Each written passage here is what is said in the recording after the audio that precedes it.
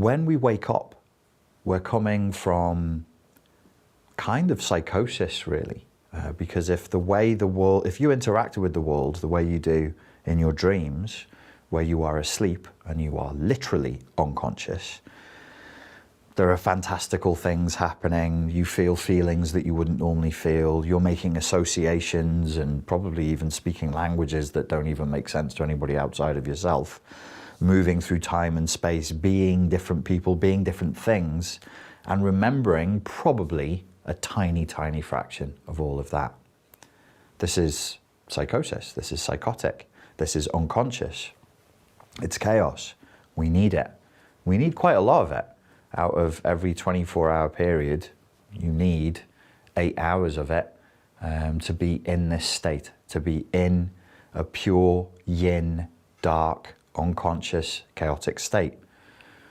When you come out of it, if you just start doing things impulsively, what can happen is that unconscious, chaotic, psychotic, in inverted commas, you haven't become psychotic. You would be psychotic if you try and lived your waking life like that.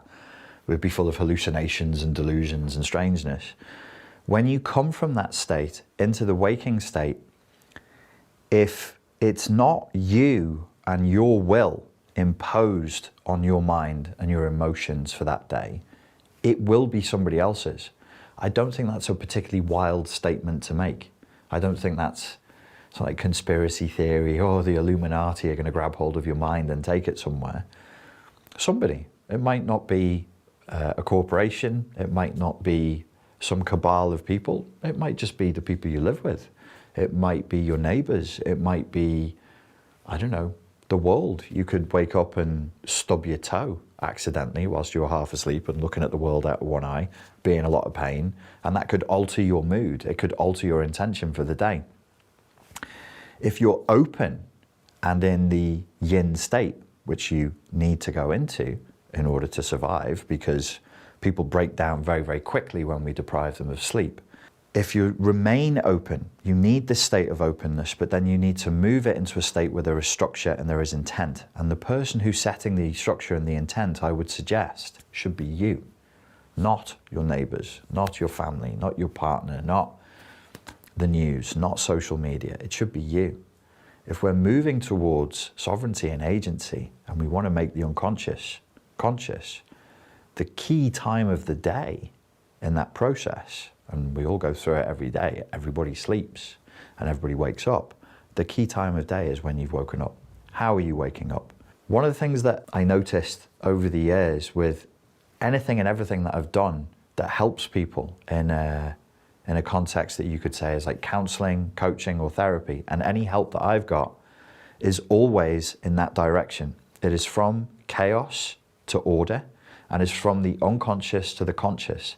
It's from that which could be the realm of pure potentiality to that which is.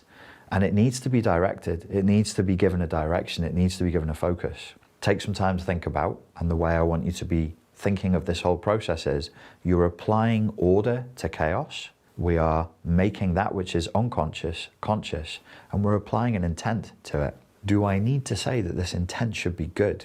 The intent should be life-affirming. It should be towards you and the people around you, your community and the rest of humanity, living better. It's no point if we go from unconscious to conscious and that consciousness is dark and evil and imprisoning and exploitative. We want that consciousness to rise up. We want to be at a higher level of consciousness. And this is how we do it. We go from sleep to waking, and we set the intent that it's going to be positive, that it's going to be high energy, and it's going to be for the highest good of all concerned.